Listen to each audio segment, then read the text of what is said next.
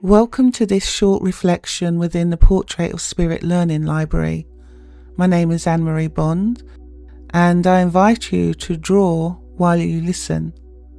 In this lesson, we're going to explore the difference between psychic art and mediumistic art, because although the two are often spoken about together, they are actually not the same thing. Understanding this difference can help you recognize what might be happening while you are drawing. And it can also help you understand the type of connection you may be experiencing, because everybody experiences this in a different way. And there are many artists who work intuitively who are often described as psychic artists. This means they're able to sense or perceive information through their sensitivity to energy, emotion, and impression. And a psychic artist may draw something that reflects the energy of a person sitting with them. And if you've ever been on any of my workshops, I teach people how to draw auragraphs.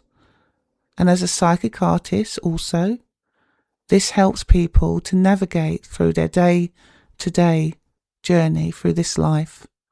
And psychic artists may notice characteristics, emotions, personality traits, or even symbolic impressions that relate to that individual. And as a psychic artist, as they draw, they are feeling what the emotion is with every symbolic drawing that they do, plus the colours used. So the drawing may represent the sitter's energy, like their mood or their personality. And in this sense, the artist is working with what we might call the energy field or impressions surrounding the person present. Psychic perception is therefore connected to the living person in front of the artist. Mediumistic art, however, works slightly differently. So when we talk about mediumistic art, we are referring to the artist attempting to perceive or communicate with someone who is in the spirit world. Rather than drawing the energy of the sitter, the artist is attempting to capture the likeness or presence of a communicator from spirit.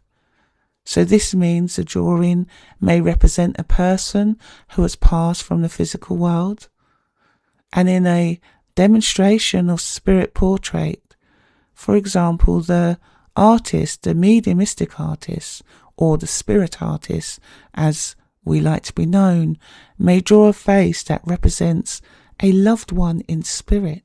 And the purpose of the portrait is often to help provide recognition for the person receiving the message.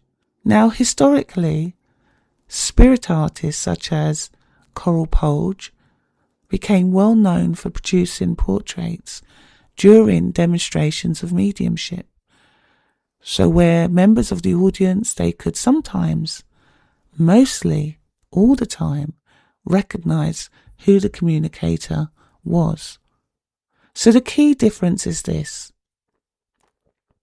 Psychic art is usually connected to the energy of the living person, while mediumistic art, i.e. spirit art, is connected to someone believed to be communicating from the spirit world. However, in practice, the line between these two experiences can sometimes feel subtle. And many artists, they notice that intuitive impressions may appear gradually. A drawing may begin with only a vague sense of a face, a feeling of character, or a particular expression. Now, as the drawing develops, the features may become clearer. For students like yourself learning spirit art, the most important thing is not to force a label too quickly. So instead of focusing on the process, allow the drawing to emerge naturally. Notice what impressions appear, what features seem to develop, and how the portrait evolves on the page. Over time, as your experience grows, you may begin to recognize different types of impressions more clearly. You may notice moments where you feel you are simply responding to the energy of the person present, and other moments where the drawing seems to carry the feeling of someone beyond the room.